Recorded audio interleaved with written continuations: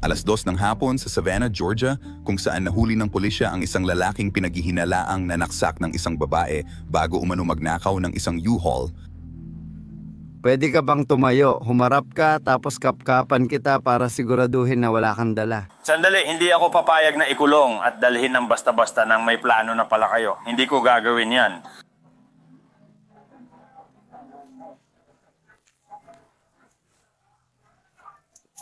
Sir.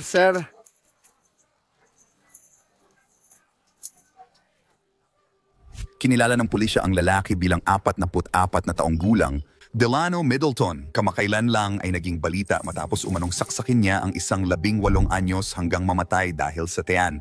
Sinipan niya ang kanyang shopping cart. Tama iyon. 4 na taon matapos harapin ng pulisya si Delano, umano'y pinatay niya si J. T. Schroeder sa isang Walmart. Habang ang kasong iyon ay nananatiling nasa proseso ng paglilitis, tinitingnan natin ang nakaraan ng suspect na umano'y trahedyang naulit muli. Humarap ka, sir. Salamat sa pakikipagtulungan, sir. Salamat sa pakikipagtulungan. Sir, pinahahalagahan ko ito. Una, Ginoong Middleton. Naiintindihan ko yan. Naiintindihan ko ang biyahe gamit ang U-Haul. Naiintindihan ko at pinahahalagahan ko yan. Sige, hahanapan ka namin sa katawan para siguraduhin wala kang sandata o bagay na makakasakit sa'yo o sa amin. Ayos lang ba yon? Salamat, pinahahalagahan ko ang iyong pakikipagtulungan.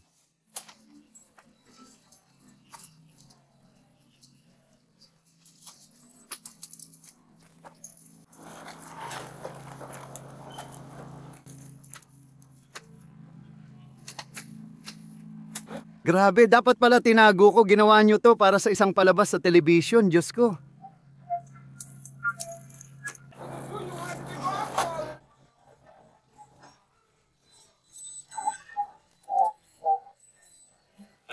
Kita nyo, yun lang. Kaya wala kayong kapangyarihan. Hindi siya pulis.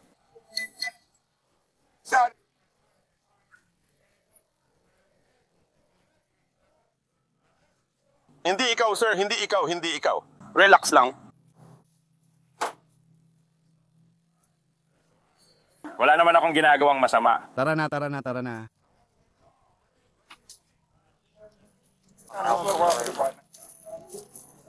Yes, sir.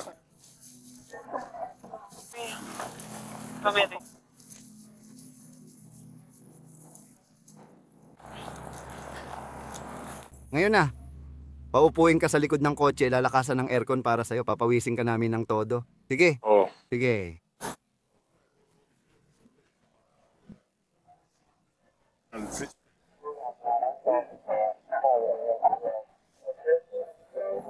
Oh, lalakasan namin ng aircon para sa'yo. Ayos ka lang ngayon, bro.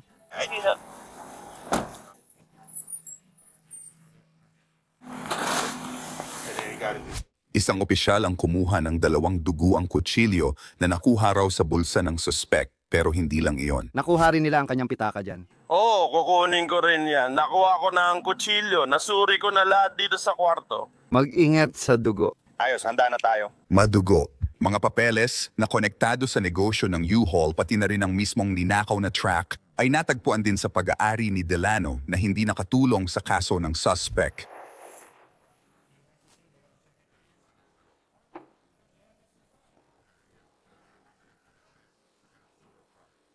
Naiintindihan ko yan. Hindi ko naman planong umalis or manalo. Kung wala akong puso, baka inatake na ako. Nagka-art attack ka sa likod. Opo, sir.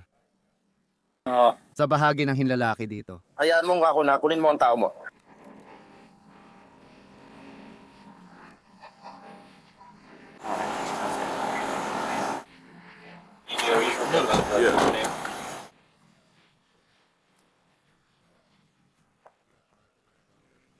At sinusubukan naming ipakita sa iyo ang ilan. Alam ko, pero pakinggan mo, nagka-heart attack na ako. Mabilis akong uminit, kaya ko ring ginawa yon. Maluwag naman kaya na ilalabas ko kamay ko para hindi himatayin sa sasakyan. Hindi ako tumatakas o may balak tumakbo. Sige, kilala ko kayo. Ano bang ikinakasuhan sa akin? Pag-uusapan pa namin yan. Sige. Ayaw lang.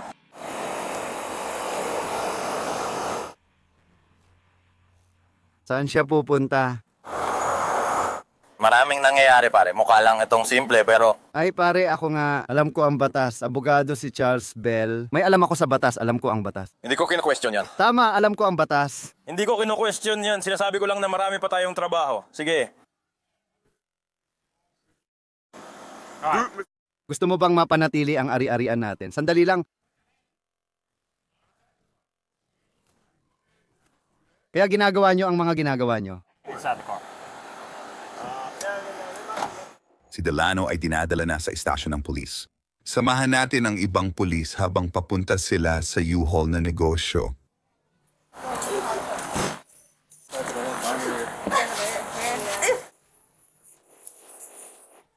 Ayon sa pulisya, ang babae ay sinaksak sa leeg at tiyan ng maraming beses sa isang insidente na inilarawan bilang walang dahilan na pag-atake.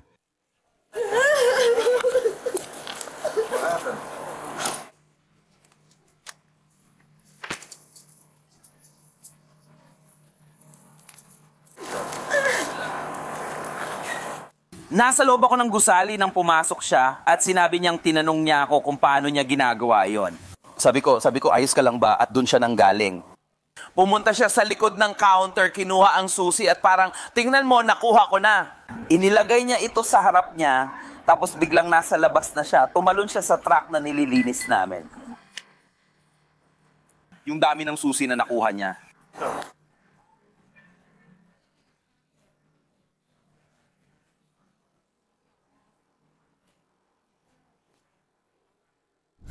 Nirepaso ng mga investigador ang surveillance camera ng negosyo na ayon sa saksi, nagpapakita na pumasok ang suspek sa tindahan bago ang pag-atake.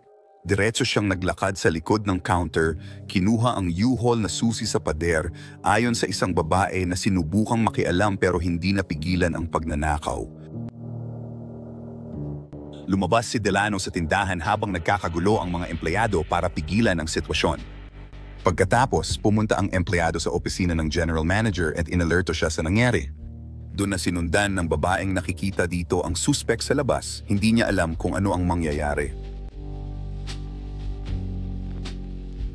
Ilang segundo lang ang lumipas, di umano'y sinaksak ni Delano ang manager ng U-Haul sa likod ng harang bago tumakas gamit ang track. Pabalik sa lugar, nakausap ng pulis ang mga saksi. Hindi talaga personal. Alam ko ang pangalan niya? Nick Delano, Middleton Delano, DEL. Pamilyar ang mga empleyado sa paksa dahil siya ay ipinagbawal. Siyempre. May nakuha akong bahagi ng kwento niya pero hindi buo dahil hindi pa siya lubos nagtitiwala sa akin. Sa madaling salita, ang nakuha ko sa kotse ay may pumasok, bumati ng kumusta sa lahat. Isa sa mga elevator na nilagyan niya ng susi, nandun sa lagayan ng susi. At sa tingin ko, kumuha siya ng isa pang susi mula doon at sinabi niya sa kanya na hindi niya pwedeng kunin ng crack. Ngayon, may medical na attention ka na. Pwede mo bang ipaliwanag kung ano ang nangyari sunod-sunod? Lumapit ang isang empleyado at sinabi, "Kuya, bigla niyang kinuha ang mga susi sa mesa, sa dingding, kaya..." Sabi ko, sir, tuloy-tuloy siyang naglakad at lumabas lampas sa unang return area. "Hindi mo pwedeng kunin ang cheque, wala ka sa kontrata." Tinawagan na ang pulis. Bigla siyang tumakbo tapos bumalik at hinawakan ako. Suot ko noon ang name tag at titulo ko. Parang lanyard. Oo, hinawakan niya yun at sabay sabi, "Sasaksakin kita." Tama, kaya sinabi niya, sasaksakin kita. Nangyari ba agad pagkatapos noon ng aksyon? Hindi. Kaya ako at ang iba pang mga empleyado, sinubukan kong lumayo sa kanya. At nagpunta siya kasama para sabihin kung ano ang ginagawa ko at nakita niya ako. At pagkatapos itinapon niya ang card sa akin. At pagkatapos, oo, yun ang itinagan niya sa akin. Kaya, pero sa totoo lang, kukunin niya pa rin yun. Magiging pagnanakaw talaga. Hindi naman tama yun. Sige, tingin ko ay armado siyang nagnakaw. Armado ang pagnanakaw kasi gumamit siya ng sandata. Kukunin niya sana ang sasakyan. Tama, ikaw ang isa, ikaw ang nakasaksi sa lahat. Ako ang isa. Pagpasok niya, tinanong niya ako kung kumusta ako at sabi ko, "Oh, Miss Delano, ayos lang ako." At nagpatuloy lang siya sa pagpunta sa likod ng counter at umakyat siya dito at sinabi niya, "Sandali lang, hindi mo pwedeng gawin yan," sabi niya. Pinalitan ko lang ang truck at doon niya inilagay ang susi dito sa ibabaw ng isa. Lumabas siya at doon ko narinig ang kaguluhan, kaya lumabas din ako. Nakita ko siyang tumatakbo dahil masasagasaan siya kung hindi siya agad gagalaw. Paglabas ko, hindi pa siya sumisigaw. Sinaksak niya ako. So, hindi mo nakita mismo yung pananaksak? Hindi. So, kumuha ba siya ng susi doon o may malaking susi ba sa truck? Nasa loob na ng truck ang susi. O parang ganun? Di ba? Sige.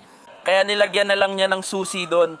Pero sa pagkakaintindi ko, yung susi ng truck, yun yung isa sa mga susi na nasa kapatid nating tindahan sa Abacoa. At hawak niya ito. Oo, kasi dinala niya dito kasi hindi yun yung susi. Wala yun doon sa taas. Sige, pumasok siya. Uy, kamusta? Dumiretso siya sa truck. Diretso lang. Mukha bang may tinira siya o... O baka naman sobrang pinapapawisan lang siya. Lumapit siya at sinabi sa amin na nakita niya itong naglalakad-lakad lang. Alam mo yon, kaya ibig kong sabihin, wala naman talaga kaming magagawa kung naglalakad-lakad lang siya. Hindi ko inakalang mangyayari ito kasi 5 taon na akong nandito at kilala ko si Ginong Delano mula sa mga sulat niya sa akin. Hindi ko talaga inakala na gagawin niya ang ginawa niya ngayon. So dating empleyado ba siya dito? Hindi, dati lang siyang umupa ng truck sa amin. Lumabas siya kaya agad akong sumunod dahil ayokong mag-isa siyang lumabas. Ginamit ko ang pamukpok ng gulong habang nasa truck siya at inagaw niya agad ang susi mula sa kanya. Nilapitan ko siya dala ang pamukpok ng gulong para hampasin siya. Pero nagsimula siyang may kinukuha. Hindi ko alam kung may baril siya o ano. Tapos nakita ko ang kutsilyo, nakahinga ako ng maluwag. Nagsimula akong tumakbo at hindi ko alam kung nasaan siya sa likod ko. Nung lumingon ako, papasok na siya sa truck nang lapitan siya ng babae. Bigla siyang tumalon at itinulak ang kariton sa babae. Natumba siya at sinaktan ng babae. Sa tingin ko, nabitawan niya ang kutsilyo pero hindi ako sigurado. Kaya nakahiga na siya nung... Nasa sahig na siya. Sige. Sabi niya, kung hindi ako tumakbo habang nakatingin siya at tinutukan ako,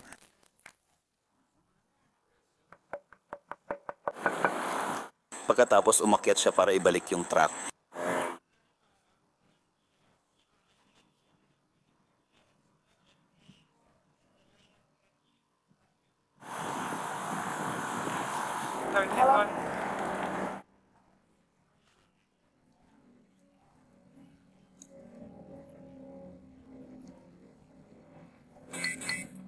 Nang makita niya ito, sinabi niyang babarilin niya ito sa ulo kung may baril siya. Kaya yung truck na nahanap namin, na pagmamayari niya na nakuha namin, ay nandun sa tindahan na yon. Natutuloy siya sa Red Roof Inn sa 133 Abercorn.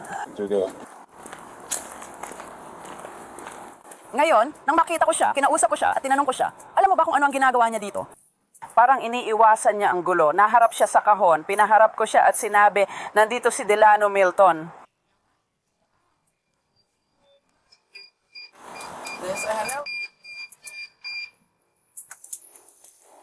Ayon sa mga saksi, hindi lang kilalang costumer si Delano, kundi ipinagbawal na rin siya sa U-Haul store dahil sa umano'y mararahas na insidente na may kinalaman sa mga U-Haul truck. Pabalik sa station, sinihatid ng pulis ang suspect. Nandyan ang taong yan sa harap mo. Sige, nagbibiro ka lang. Huwag kang gumawa ng kalokohan.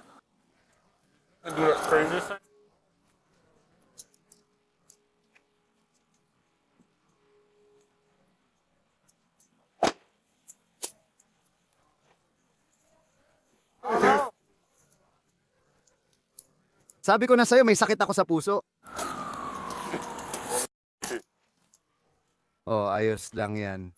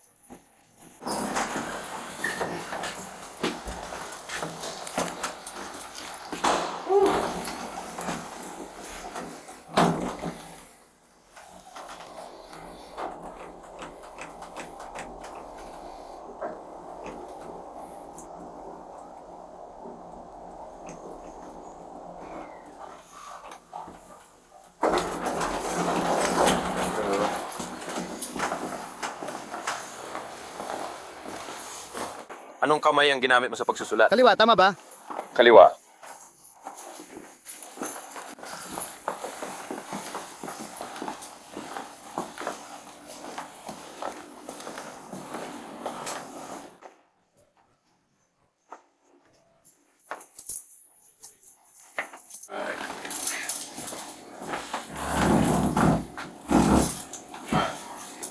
Akin to pa yan. Tatanggalin ko ito, ilalagay ko dito. Sige. Ilalagay ko ito dito. Oo, para magawa mo, gawin ko ang gusto ko. Hindi, para magamit mo ng malaya ang kaliwa mong kamay. Eh, di magka-crosswriting ako. Oo, makakapagsulat ka pa rin at yun ang mahalaga. May sense. May sense na panatilihin ito dito at kaya ko pa rin. Alam mo, ilagay mo ang kamay dyan. Ilagay ang kaliwang kamay dito. Pero kaya ko pa rin magsulat.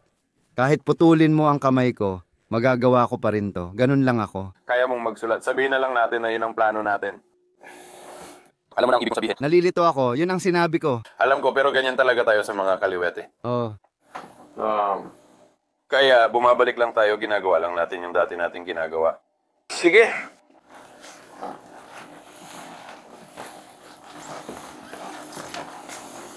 Huwag mong isara ang pinto. Hindi, dapat nating ipaalam sa kanila ang presensya natin.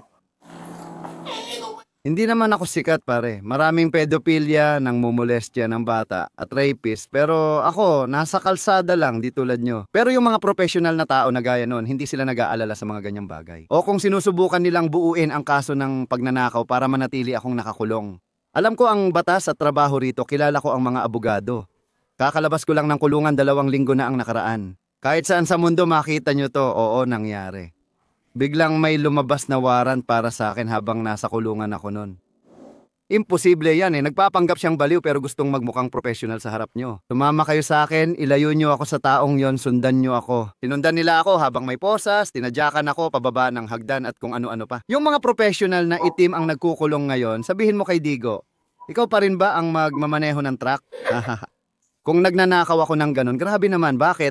Hindi naman nila kailangang puntahan yung pinapahingahan ko. Hindi ako nagtapon ng kahit ano. Namumulot lang ako ng basura, pare. May mga taong humabol sa akin sa impyernong linya. Hindi kami nagtatangkang manakit ng kahit sino. Natatakot. Ngayon, bigla na lang nila akong sinusubukang pigilan. Sinusubukan ka rin nilang pigilan. Kung gusto nyong ikulong ang kapwa itim, pareho lang tayo ng kulay. Anong mangyayari kapag naubos na ang oras mo? Pareho tayo ng kulay, tinutulungan nyo silang apihin tayo, baliw na kayo. Kung ano-anong kalokohan at basura tungkol sa basurahan, pare. Hindi ako magnanakaw o gumagawa ng illegal, kilala ang mukha ko at laging hayag ang galaw ko. At sinusubukan nilang magtakda ng halaga para makulong ako at mailagay ako sa probation o kung ano pa man ng ilang taon. Para panatilihin akong paikot-ikot at patuloy ang dating ng turista sa Savannah. Meron tayong sikat na art designer at inventor, itong itim na lalaki na kilala rito at sa buong komunidad. Pero pagkatapos, kayo at ang mga itim na tao ay nanonood lang habang hinahabol ninyo ako sa buong lungsod na parang hindi ako itim at hindi rin sila. Tara na, pare. Binasa ng pulis kay Delano ang mga kaso laban sa kanya. Bilisan mo, alam nilang nakaposas ang kamay sa likod.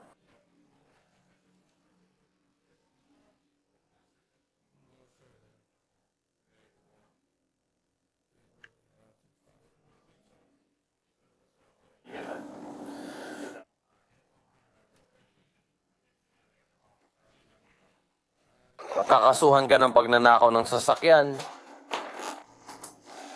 Yung iba pang kinuha ko na may warrant. Sige. Malubhang pananakit at pag-atake. Ano? Paano naman ang pagtatanggol sa sarili? Oo. O paano naman ang pagtatanggol sa sarili? Kita tayo sa Lunes. Ayos, haharap tayo sa hukom ng 1:30. Sige. Sige. Wala ako niyan, pasensya na, walang band-aid dito.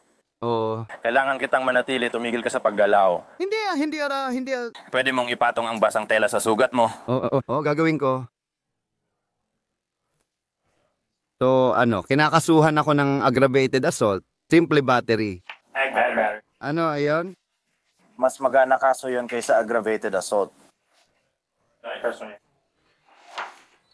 At ang aggravated assault ay dahil sa pagtulak ko ng kotse at pagsuntok, ipinagtatanggol ko lang ang sarili ko. Pagwasiwas ng kutsilyo. Tingnan mo. Mas mabuting ipaliwanag mo ang mga kasong ito, kausapin mo ang iyong public defender. Sige. Kalaunan, tinanggap ni Delano ang isang kasunduan at umamin ng guilty sa aggravated assault bilang bahagi ng kasunduan. Ayon sa mga investigador, ang 48 anyos ay hinatulan ng 2 taon sa kulungan at 8 taon ng probation pagkatapos. Si Delano ay nasa probation ng umano'y paulit-ulit niyang sinaksak si J. Ponce T. Schroeder sa isang parking lot ng Walmart na nagresulta sa pagkamatay ng binatilyo. Sa huling ulat, si Delano ay kinasuhan ng pagpatay at nananatiling bukas ang kasong iyon.